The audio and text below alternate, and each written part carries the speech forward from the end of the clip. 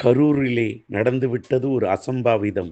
இந்த துயர சம்பவத்தை பார்க்கும்போது, செய்திகளை கேட்கும்போது நெஞ்சம் பதைபதைக்கிறது. தமிழகமே பரிதவிக்கிறது.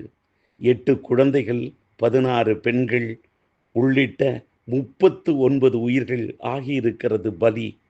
ஆண்டவா! இது என்ன கொடுமை!